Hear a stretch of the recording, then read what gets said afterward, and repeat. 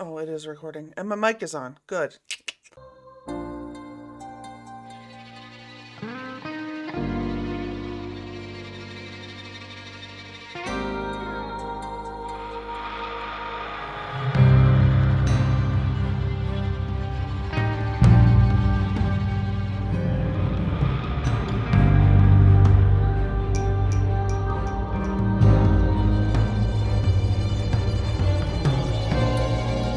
Hey guys, it's Sarah. I am back. If you have been here before, welcome back. If you are new here, welcome for the first time. Don't forget to hit like and subscribe down below if you enjoy this video. So I wanted to talk a little bit today about just kind of things that I see around that I think people get wrong about like kind of writing in general. The first thing is that I see a lot of people who are very adamant about not over celebrating things that aren't completion. I think that is. Sorry, my cat's fountain is making noise. I think the problem with that is that if you don't celebrate some of your smaller accomplishments, then it makes it even harder to get to your bigger accomplishments. If you finish a draft, let's say, some people would tell you that you shouldn't be celebrating finishing the draft because it's not actually done. But even though it isn't a completed project to put out, you should be very proud of your draft. You should make a big deal about it. And that's okay, despite the fact that other people might tell you that you shouldn't be that excited about it because it's not done, blah, blah, blah. I think it's really important to get excited about little things and to remember that you're making progress, because at the end of the day, if you wait until the end of a project to get excited about it, it's probably not going to be that great anyway, because you weren't excited. The next thing is that you should publish anything you want to. Nobody can tell you whether or not your stories/book is ready for publishing, especially not if you're doing indie. But you have to keep in mind that publishing is, in effect, asking people to give you their opinions. So if you're not ready to take those opinions, you may not want to publish. Consider what level of comfort you have with being told that you didn't do enough editing, of having plot holes pointed out, things like that. And don't put it out unless you're comfortable and ready and you know that you're in a place where the criticisms that might come are not going to be accurate. I've seen some talk about how nobody asked for people's opinions on their work and things like that, especially kind of on TikTok. And the fact of the matter is that the movement of publishing it is you telling people they can review it. So if you're not ready for that, then don't publish it.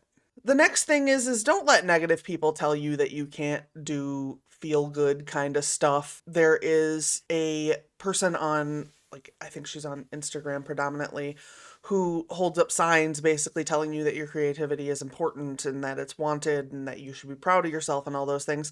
And while, yes, there are other parts to this formula, there is the work, there is the editing and things like that. That's not the purpose of that page.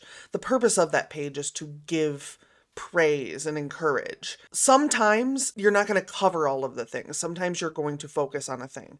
And the focus of those kinds of pages is positivity. And that's great. But being upset with those pages because they don't encourage people to edit and they don't tell them that they need additional work beyond the first draft, that's ridiculous. They're not there for that purpose. At the end of the day, your best bet is to get books on grammar, get books on style, listen to lectures and things like that, and learning as much as you can so that you are able to identify those things. So that way, even though it is easier and it makes sense to have someone else edit for you, you can identify what a good editor is, because you'll know that these things are accurate and this is real.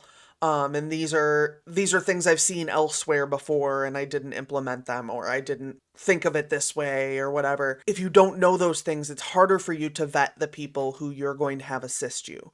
So the more you can learn, first of all, the cleaner your initial drafts will be. But second of all, you also can vet people who will be assisting you with clarifying and editing by knowing enough that you can tell when they're bullshitting you. And the last thing is, we are all curating our own social media, so don't let anyone make you feel bad for like deleting comments or deciding that you're not going to engage in a conversation. That is your right. It is your space. That goes for YouTube or Twitter or Twitch or whatever. You get to set your own ground rules on what you're going to do on that platform. If somebody comes into your YouTube channel and wants to have a conversation with you about some sort of exploitation that happened in relation sideways to something you're talking about, you have a right to say, I'm not going to discuss this here. This is not the appropriate platform. That's not what I'm talking about, and remove that comment. Just understand that at some point, and someone interviews you, they may ask you why you deleted comments like that. And you just have to be aware and comfortable to say to them, it's my space, and I'm not going to have those conversations in my space. I am keeping my space for these things. But just be aware that you may be asked that, and you may have to defend that. But it is your space, and you do have a right to decide what does and doesn't go on in your space. So you have a right to do that, but just keep in mind that you may at some point need to tell people why you did that, and it's best to kind of have a pre-made set of ground rules that you're just not going to do. For instance, if somebody asked me, why did you delete this comment? I could say, well, I don't allow racist comments, I don't allow attacking people, I don't allow bullying, so it must have fallen under one of those headings.